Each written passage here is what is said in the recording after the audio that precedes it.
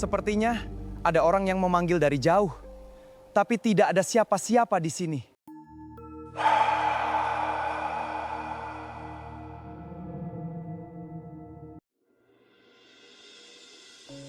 Apakah kamu pernah melewati jalan pegunungan yang sepi, berkabut, kiri kanannya hutan, lalu tiba-tiba suasananya terasa berbeda? Bukan selalu karena ada sesuatu yang aneh. Kadang, suasana seperti itu memang membuat kita lebih pelan, lebih hati-hati, dan tanpa sadar lebih banyak diam. Di Jawa Timur, ada satu tempat yang sering dibicarakan dengan cara seperti itu. Namanya Jembatan Cangar.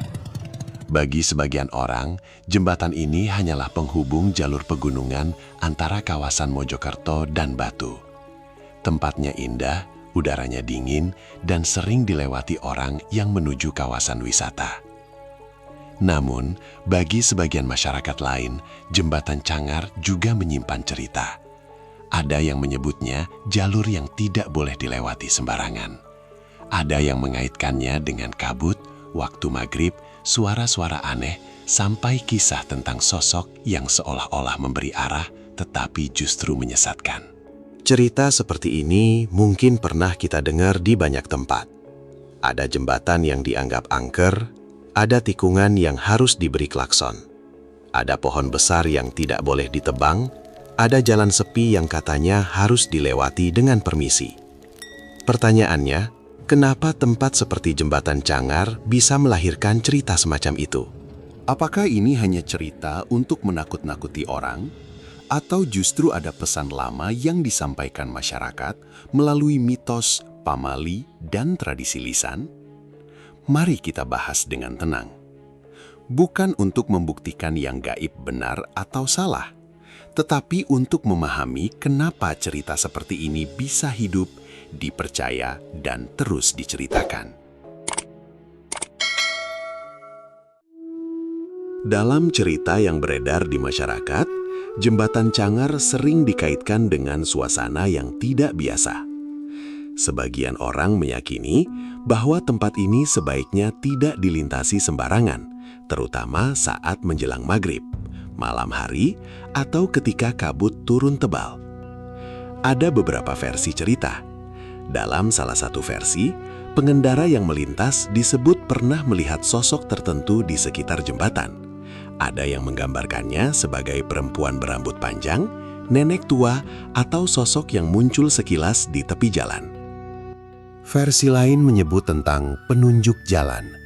Sosok ini dalam cerita populer bukan digambarkan sebagai penolong, melainkan sesuatu yang membuat pengendara salah membaca arah. Jalan yang seharusnya lurus terasa seperti berbelok, tikungan terasa berubah, pandangan menjadi tidak jelas. Cerita ini biasanya dikaitkan dengan kabut, jalan pegunungan, dan suasana hutan yang sunyi. Ada juga cerita tentang kendaraan yang tiba-tiba mogok, suara-suara yang terdengar samar, atau rasa tidak nyaman ketika melintas di sekitar kawasan itu. Sebagian warga kemudian menyarankan pengendara untuk membunyikan klakson, mengucap permisi, atau menjaga sikap ketika melewati jembatan.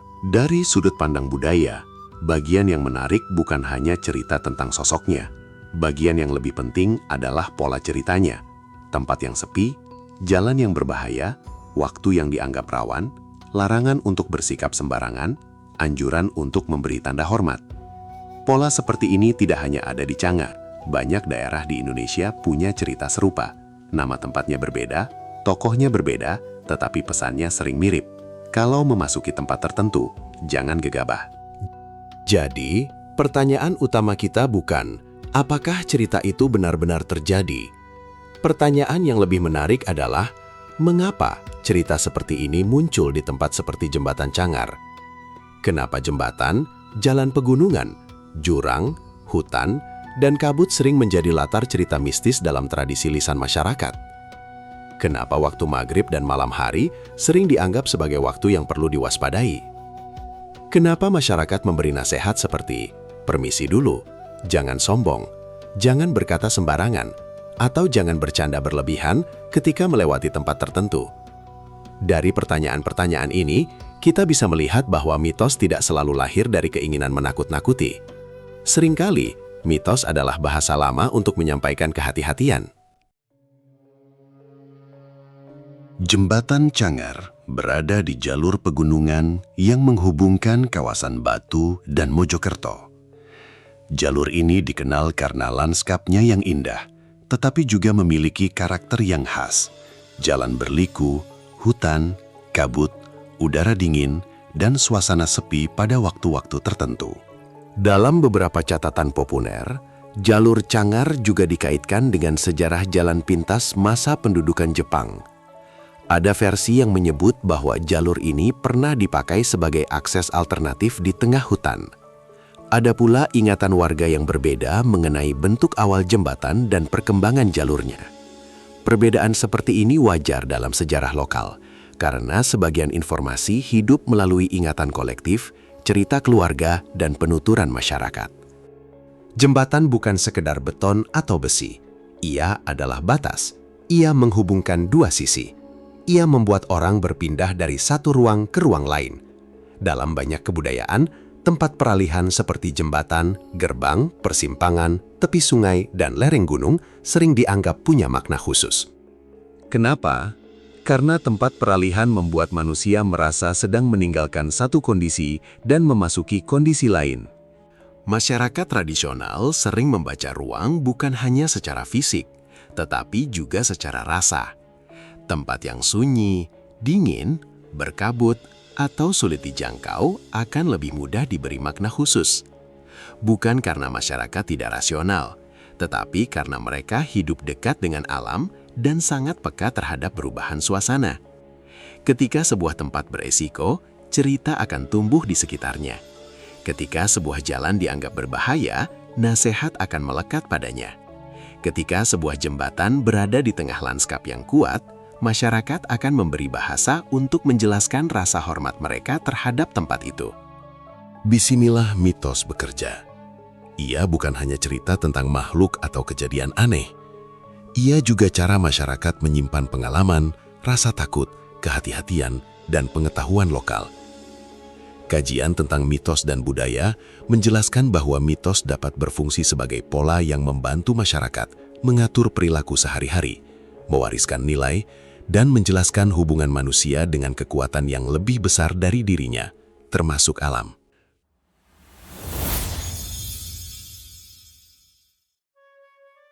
Sekarang kita masuk ke bagian paling penting. Apa fungsi sosial dari mitos Jembatan Cangar? Pertama, mitos ini bisa dibaca sebagai pesan keselamatan. Jalur pegunungan bukan jalur biasa. Ada kabut, tikungan, turunan, tanjakan, jurang, dan kondisi jalan yang menuntut konsentrasi. Ketika masyarakat mengatakan, jangan lewat sembarangan, pesan dasarnya bisa jadi sangat praktis. Jangan ngebut, jangan lengah, jangan berkendara dalam kondisi lelah, dan jangan meremehkan medan.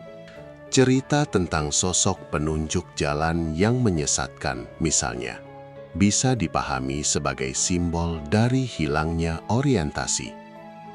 Di jalan berkabut, manusia memang mudah salah memperkirakan jarak. Di jalan gelap, mata bisa tertipu. Di tikungan pegunungan, keputusan kecil bisa berbahaya. Dalam bahasa modern, kita menyebutnya kewaspadaan berkendara. Dalam bahasa tradisi, masyarakat menyampaikannya lewat cerita tentang sosok yang membuat orang tersesat. Kedua, mitos ini berfungsi sebagai etika memasuki ruang. Anjuran untuk membunyikan klakson atau mengucap permisi sering terdengar di banyak daerah. Bagi sebagian orang, tindakan itu dikaitkan dengan penghormatan kepada penghuni tak kasat mata. Namun, dari sudut budaya, kebiasaan ini juga bisa dibaca sebagai latihan kerendahan hati. Maksudnya begini, ketika seseorang masuk ke tempat yang bukan ruang kesehariannya, ia diminta untuk tidak merasa paling berkuasa. Jangan berisik berlebihan, jangan berkata kasar, jangan merusak, jangan membuang sampah, dan jangan menantang-nantang sesuatu yang tidak dipahami. Ucapan permisi dalam tradisi masyarakat Indonesia punya makna luas. Kita mengucapkan permisi saat masuk rumah orang, saat melewati orang yang lebih tua, atau saat memasuki ruang yang dihormati. Ketika konsep ini dibawa ke jembatan, hutan, atau gunung, pesannya menjadi jelas. Alam juga perlu diperlakukan dengan adab. Ketiga, mitos ini menjaga ingatan kolektif. Sebuah tempat tidak hanya dibentuk oleh bangunan, tetapi juga oleh cerita yang menempel padanya. Jembatan Cangar menjadi lebih dari sekedar jalur penghubung karena masyarakat menceritakannya, mengingatnya, dan memberi makna pada pengalaman melintasinya. Cerita-cerita itu mungkin bercampur antara pengalaman nyata, rasa takut, kejadian yang dilebih-lebihkan, dan imajinasi masyarakat. Namun justru disitulah tradisi lisan bekerja. Ia tidak selalu rapi seperti arsip sejarah. Ia bergerak dari mulut ke mulut, berubah mengikuti zaman, dan menyesuaikan diri dengan pengalaman orang yang menceritakannya. Keempat, mitos ini mencerminkan hubungan manusia dengan alam pegunungan. Gunung, hutan, jurang, dan kabut hampir selalu punya tempat khusus dalam imajinasi masyarakat Nusantara. Alam tidak dilihat sebagai latar kosong. Alam dianggap punya watak. Ada tempat yang ramah, ada tempat yang perlu dihormati, ada tempat yang boleh dimasuki dengan syarat tertentu. Bagi masyarakat modern, cara pandang ini mungkin terdengar asing, namun ada nilai penting di dalamnya. Ketika alam dianggap punya martabat, manusia cenderung lebih berhati-hati. Manusia tidak merasa bebas merusak sesuka hati. Manusia belajar menahan diri.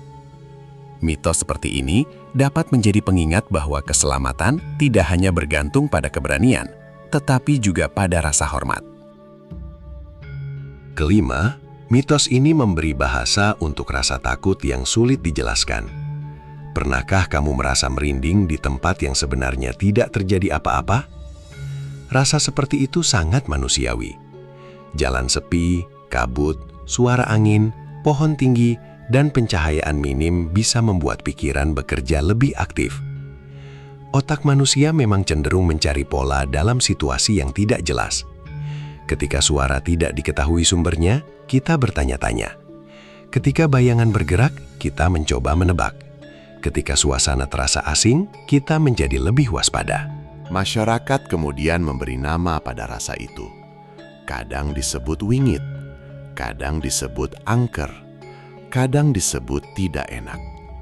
Istilah-istilah ini bukan hanya soal hantu, tetapi juga cara masyarakat menandai tempat yang membuat manusia merasa kecil di hadapan alam. Dengan begitu, mitos Jembatan Cangar bisa dibaca sebagai pertemuan antara pengalaman ruang, risiko perjalanan, memori lokal, dan imajinasi budaya. Jadi, apakah mitos Jembatan Cangar harus dipercaya? Jawabannya kembali kepada cara kita memandang cerita rakyat. Kalau yang dicari adalah bukti mutlak tentang benar atau tidaknya kisah gaib, mungkin kita tidak akan pernah sampai pada jawaban yang memuaskan semua orang. Sebagian orang percaya karena merasa pernah mengalami. Sebagian lagi melihatnya sebagai efek suasana hutan, kabut, jalan sepi, dan cerita yang terus diulang. Keduanya bisa hidup berdampingan selama kita membahasnya dengan jujur dan hormat. Hal yang lebih penting adalah memahami bahwa mitos sering lahir bukan tanpa alasan. Ia bisa muncul dari pengalaman masyarakat menghadapi tempat yang berisiko. Ia bisa menjadi cara lama untuk mengajarkan sopan santun. Ia bisa menyimpan pesan keselamatan. Ia juga bisa menjadi bentuk penghormatan terhadap alam dan ruang yang dianggap punya nilai. Jembatan Cangar dalam hal ini bukan hanya tempat yang dilewati kendaraan. Ia juga menjadi ruang cerita, ruang tempat manusia menaruh rasa takut, rasa hormat, ingatan, dan nasihat. Cerita tentang jembatan ini mengingatkan kita bahwa masyarakat Indonesia punya cara unik untuk membaca tempat. Kita tidak hanya bertanya, jalan ini menuju kemana? Kita juga sering bertanya, tempat ini punya cerita apa? Mungkin disitulah kekuatan tradisi lisan. Ia membuat sebuah jembatan tidak hanya menjadi penghubung dua wilayah, tetapi juga penghubung antara masa lalu dan masa kini, antara pengalaman pribadi dan ingatan bersama, antara rasa penasaran dan kebijaksanaan lokal. Jadi, kepercayaan tentang jembatan Cangar mungkin bukan sekedar cerita kosong. Bisa jadi, di balik kisah-kisah yang terdengar misterius, ada cara lama masyarakat mengingatkan kita untuk lebih hati-hati, lebih sopan, dan lebih menghormati alam. Pada akhirnya, setiap tempat punya cerita. Sebagian cerita bisa dibuktikan, sebagian lagi hidup sebagai ingatan dan kepercayaan.